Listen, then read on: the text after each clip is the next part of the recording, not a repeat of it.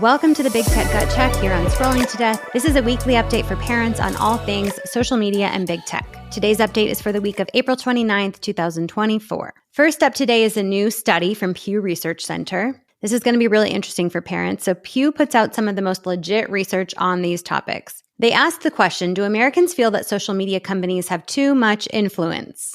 And here's what they found. So 2/3 of Americans think social media has a mostly negative effect on the way things are going in the country today. Most Americans favor more rather than less regulation of big tech companies. And what's interesting is that support for more regulation from the government on these big tech companies is identical to what it was 6 years ago. Yet no federal legislation has passed to regulate social media or make it safer for children. 8 in 10 Americans say that social media companies have too much power and influence in politics specifically. So think about that. We as Americans, we're on to these companies. We believe they have too much influence on our society, and they specifically influence what laws pass. So a different organization called Issue One just released how much these companies are paying lobbyists to influence representatives to vote against online safety bills. Before I tell you the numbers, I want to remind you that these companies, Meta, Snapchat, Discord, Google, they can pretty much do whatever they want. They are protected by a law created in 1996 called Section 230. Section 230 was created to provide immunity for online computer services with respect to the content generated by its users. So at the time, it was deemed that these companies are not responsible when something bad happens on their platform. But things have changed in 28 years, and these companies strongly influence what happens on the platforms through AI technology, through algorithms, through quick ad features, and For You feeds. So shouldn't there be a liability now for when something horrible happens to a child when they were served content without searching for it, or when a platform suggests they connect with a drug dealer or a pedophile?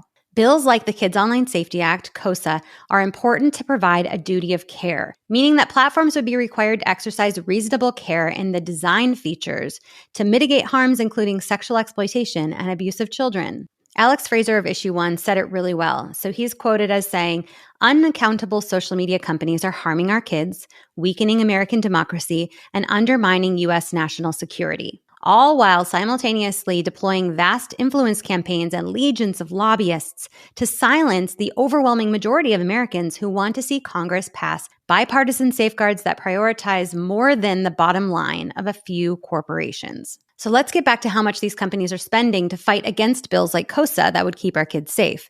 So in the first 90 days of this year, Meta spent over $7.6 million on lobbying, and they employed 64 lobbyists, one lobbyist for every 8 members of Congress. That's a salary of $120,000 per lobbyist for 90 days of work. The parent company of Google and YouTube, called Alphabet, spent over $3.6 million on lobbying. Microsoft, who owns LinkedIn, spent $2.5 million. Snapchat spent only $420,000 individually, but Snapchat is a member of several trade organizations like TechNet and NetChoice, who do the dirty work on behalf of the tech companies. I saved ByteDance for last because ByteDance, who owns TikTok, is on a mission to survive in America after the latest bill that President Biden signed into law last week. So in the first 90 days of this year, TikTok spent almost $2.7 million on lobbying. TikTok dumped money into lobbying to try to fight the TikTok law, which is giving ByteDance 12 months to either sell TikTok to an American company or it will be banned in U.S. app stores. This is in response to national security concerns that all of our TikTok data could be in the hands of the Chinese Communist Party. ByteDance has denied that our data has been given over, even though they would be required to if the Chinese government requested it. And ByteDance has told us that they have separated U.S. data from other data, housing it in servers in America. But this week, former TikTok employees are saying otherwise. Patrick Spalding Ryan is a former head of security and engineering at TikTok. He is saying that ByteDance closed the front door, but didn't actually cut ties with the Chinese parent company because of their complex computer structure. ByteDance still has control over TikTok staffers' messaging and tech management software. Therefore, the door was not closed to American info and data. So a couple other points related to TikTok that I find interesting. ByteDance's next step is to sue the U.S. government, citing First Amendment rights. Sources are saying that if they cannot get the law overturned, they would rather close down TikTok in the U.S. than sell. A sale could be unlikely because the powerful algorithm, maybe the most powerful in the world, is key to ByteDance's overall operations. And TikTok only makes up a small part of their total global revenue, so giving up their algorithm would impact their overall business. Lastly on this, Team Trump is working hard to convince Americans that with this new law, the government is trying to control the internet, which I do not believe to be true. I don't believe it is censorship. I believe it's a true national security risk. And we have to remember that in 2020, Trump was trying to get the same law passed to ban TikTok in America. He had the same concerns then about American data being in the hands of the Chinese Communist Party. So there's that. And lobbying isn't the only way that big tech tries to influence society in favor of their profits. They also fund and invest in research. And while I believe it's vital to find out how tech and smartphones and social media is actually affecting our children and us, it is important that the research be unbiased.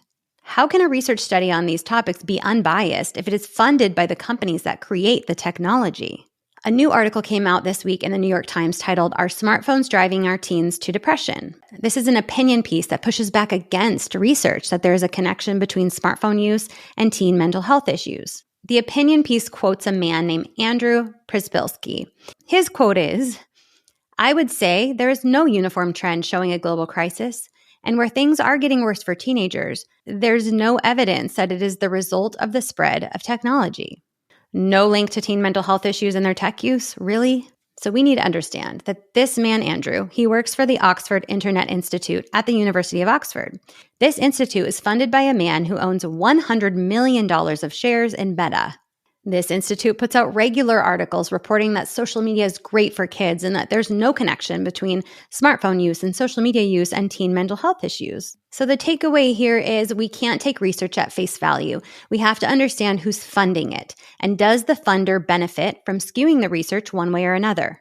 And to be clear, after speaking with hundreds of families spending years researching and studying these topics, I am Team Jonathan Haidt and strongly believe that our children's excessive use of smartphones and social media is causing an increase in anxiety, depression, and suicidal ideation.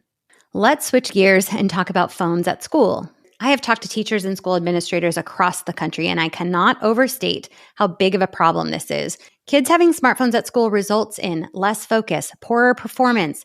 Kids are coordinating to meet each other in the bathroom to vape or to fight.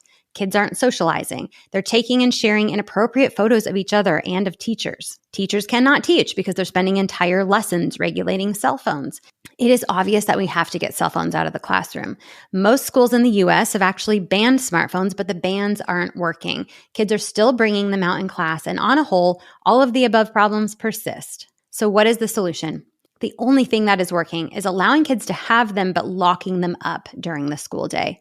Over 2,000 U.S. schools have implemented magnetic pouches by a company called Yondr. You may have seen these pouches at a recent concert or comedy show, so kids have to slip their phones in these pouches and lock them up until the end of the school day. This week, the Washington Post released a report about a middle school in Connecticut who implemented the Yondr pouches a few months ago, and the results have been profound. Teachers can start the day with "good morning" rather than "put your phone away, take your earbuds out." Students are sharing "I can focus more," and they say they even forget that they have their phones with them. Kids are paying attention in class. No more group vaping sessions in the bathroom. No more using AirDrop to share inappropriate photos during class. No more social media-fueled arguments. Bathroom breaks are shorter. Students are sharing that they're making more friends. Parents have even come around. I'm a huge fan of the solution, and I hope to see it implemented in all schools. If you like the idea of this solution and want to introduce it to your school principal, I'll include a link to the Washington Post article and the episode notes below.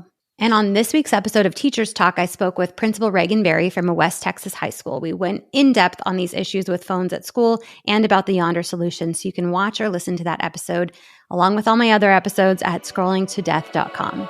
Thank you for listening yet again to another episode of the Big Tech Gut Check here on Scrolling to Death. The more that we know as parents, the more we can prepare and protect our children. I will be in touch next week.